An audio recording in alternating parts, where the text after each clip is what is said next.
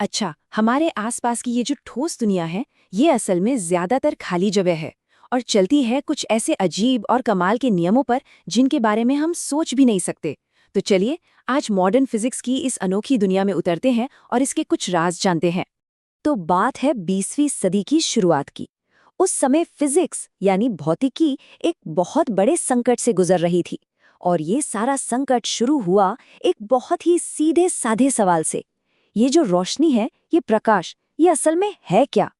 देखिए, सदियों से तो यही माना जा रहा था कि प्रकाश एक तरंग है, एक वेव।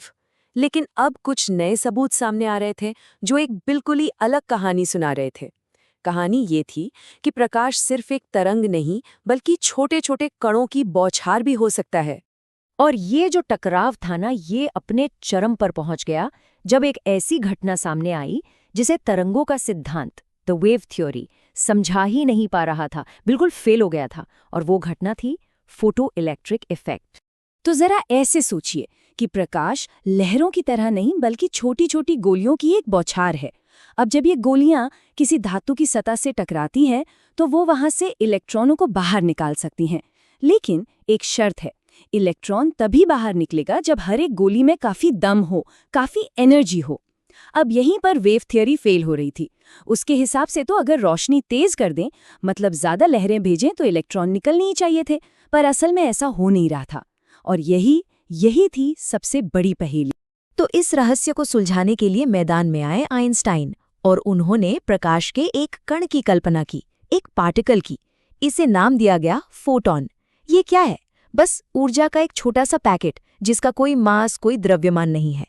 और आइंस्टीन की ये जो सीधी सी दिखने वाली इक्वेशन है ना, ये पूरी पहेली को सुलझा देती है। चलिए इसे समझते हैं। देखिए, फोटॉन की जो कुल ऊर्जा है, यानी ई, उसका एक हिस्सा तो इलेक्ट्रॉन को उस धातु की पकड़ से आजाद कराने में खर्च हो जाता है।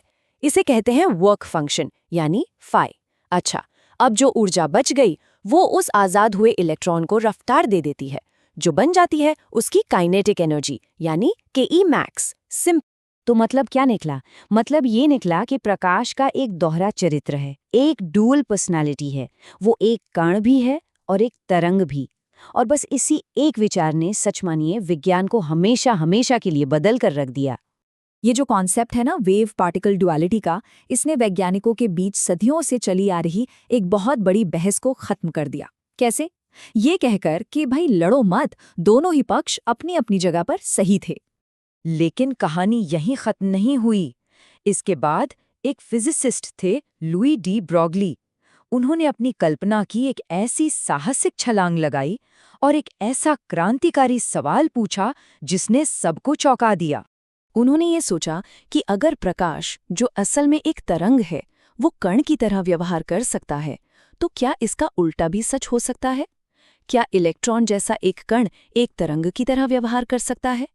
ये एक कमाल का, क्रांतिकारी विचार था कि हर चीज में एक तरंग छुपी हुई है। और यही विचार आगे चलकर परमाणु यानी एटम के सबसे बड़े राज को खोलने की चाबी बना। तो चलिए इसी आइडिया को पकड़कर आगे बढ़ते हैं, और अब हम फिजिक्स की सबसे बड़ी पहेलियों में से एक को सुलझाने की कोशिश करेंगे। और वो पहेली है खुद एटम यानी परमाणु। अब देखिए, उस समय एटम का जो सबसे मशहूर मॉडल था, वो था प्लैनेटरी मॉडल। मतलब जैसा सूरज के चारों ओर ग्रह घूमते हैं, वैसे ही न्यूक्लियस के चारों ओर इलेक्ट्रॉन। पर क्लासिकल फिजिक्स के नियमों के हिसाब से इस मॉडल में एक बहुत बड़ी गड़बड़ थी। नियम कहते थे कि ऐसे घूमता हुआ इलेक्ट्रॉन लगातार ऊर्जा खोएगा और 1 सेकंड के 1000वें हिस्से में ही घूमते घूमते सीधा न्यूक्लियस में जा गिरेगा। मतलब एटम तो स्टेबल हो ही नहीं सकता था। इस मुश्किल का हल लेकर आए नील्स बोर, और उनका हल वाकई कमाल का था। उन्होंने कहा, नहीं, इलेक्ट्रॉन अपनी मर्जी से कहीं भी नहीं घूम सकते, बल्कि वो सिर्फ कुछ खास फिक्स्ड ऑर्बिट्स में ही रह सकते हैं। इसे ऐसे समझिए, जैसे एक सीढ़ी होती है। हम या तो पहले डंडे पर पैर रख सकते हैं, या दूसरे पर, या तीसरे पर। डंडों के बीच हवा में पैर नहीं रख सकते हैं ना। बस इलेक्ट्रॉन के लिए भी ऊर्जा की ऐसी ही सीढ़ियां बनी हुई हैं। और इस बात का सबूत क्या है? सबूत है हर एलिमेंट की अपनी एक अनोखी रोशनी, जिसे हम स्पेक्ट्रम कहते हैं। ये असल में होता क्या है? जब कोई इलेक्ट्रॉन ऊर्जा की एक ऊंची सीढ़ी से नीची सीढ़ी पर कूदता है, तो वो रोशनी के रूप में ऊर्जा बाहर फेंकता है, और वही हमें स्पेक्ट्रम के तौर पर दिखता है। तो ठीक है, एटम के बाहर जो इलेक्ट्रॉनों की दुनिया थी वो तो अब स्टेबल हो गई, समझ में आ गई। पर अब वैज्ञानिकों का ध्यान गया एटम के बिल्कुल सेंटर पर, उसके दिल में, यानी न्यूक्लियस पर। और वहां इंतजार कर रही थी एक आखिरी और शायद सबसे बड़ी पहेली। अब ये न्यूक्लियस है क्या? इसके अंदर बहुत सारे पॉजिटिव चार्ज वाले प्रोटॉन एक साथ एक बेहद बेहद छोटी सी जगह में कसकर भरे हुए हैं। और बस यहीं पर एक सीधी सी लेकिन बहुत बड़ी समस्या खड़ी हो गई। फिजिक्स का सबसे बुनियादी नियम है कि एक जैसे चार्जेस यानी लाइक चार्जेस एक दूसरे को जोर से धकेलते हैं, रिपेल करते हैं। तो फिर ये सारे के सारे पॉजिटिव प्रोटॉन्स एक दूसरे को धकेल कर उस न्यूक्लियस को टुकड़े टुकड़े क्यों नहीं कर देते? इसका जवाब है एक नई और रहस्यमयी शक्ति में, जिसे कहते हैं स्ट्रॉन्ग न्यूक्लियर फोर्स, यानी प्रबल नाभिकीय बल। और ये नाम इसे ऐसे ही नहीं मिला है। ये कुदरत की 4 बुनियादी शक्तियों में सबसे सबसे ज्यादा ताकतवर है। इतनी ताकतवर कि ये प्रोटॉन के आपसी धक्के मुक्की पर हावी हो जाती है और उन्हें गोंद की तरह चिपका कर रखती है। पर यह जबरदस्त ताकत आती कहाँ से है? ये आती है फिर से आइंस्टाइन के उसी मशहूर समीकरण से, E=mc²। होता यह है कि जब प्रोटॉन और न्यूट्रॉन मिलकर एक न्यूक्लियस बनाते हैं तो उनका कुल मास, कुल द्रव्यमान थोड़ा सा कम हो जाता है। अब सवाल यह है कि ये गायब हुआ मास गया कहाँ? कहीं नहीं, वो E=mc² के हिसाब से जबरदस्त ऊर्जा में बदल गया। इसी ऊर्जा को हम बाइंडिंग एनर्जी कहते हैं।